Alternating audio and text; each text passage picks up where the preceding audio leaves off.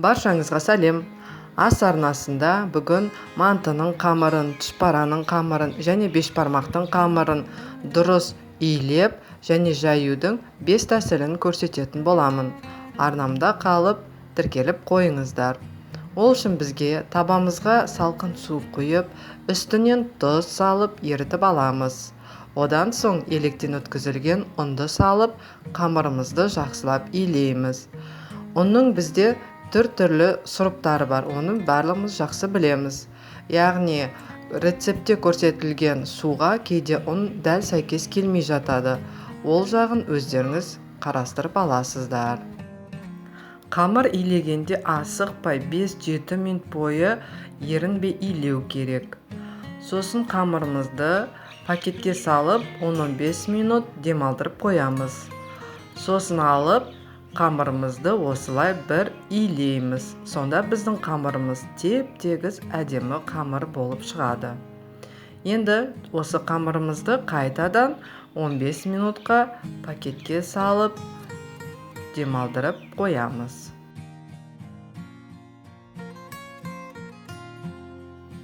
Ал қамыр жаюды бастаймыз.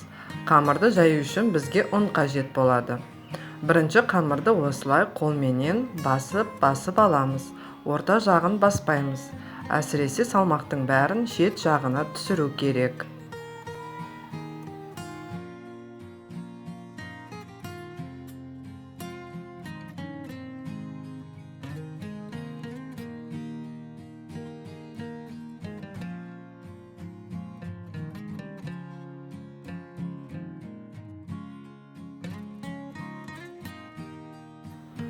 Қамырды дәл видеодағыдай жайып бастаймыз.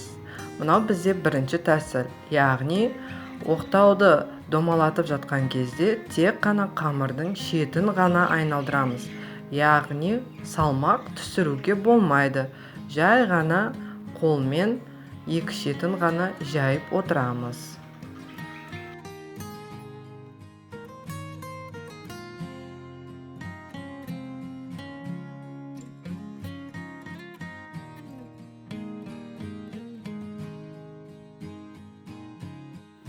Қолымызбен осылай жасай отырып, қамырдың жұқа және қай жері қалың екендігін байқауға болады.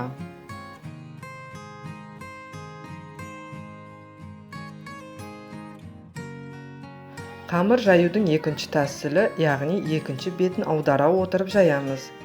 Қазір дәл осылай екі шетін 5-6 рет айналдырып болғаннан кейін, тағы да алып екінші бетіне аударамыз. Дәл осылай. Бұл процесті қамырыңызды жайып болғанша бірнеше рет қайталауға болады.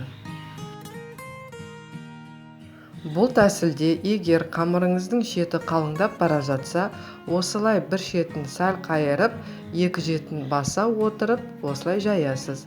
Бұл процесті қамырыңыз бір тегіс болғанша қайталайсыз.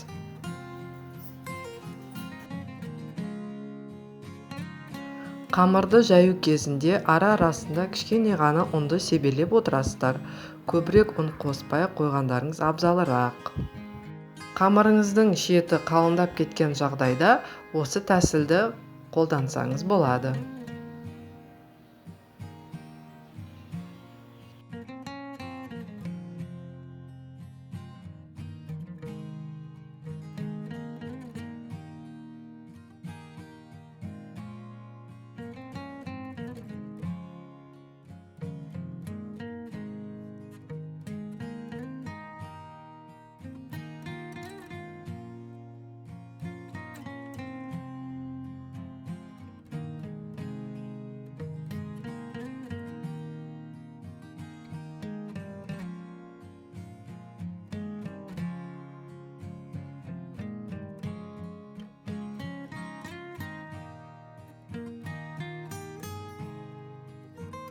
Негізі сіздерге осы соңғы тәсілді қолдансаңыздар тиімдірек болар еді дегім келеді.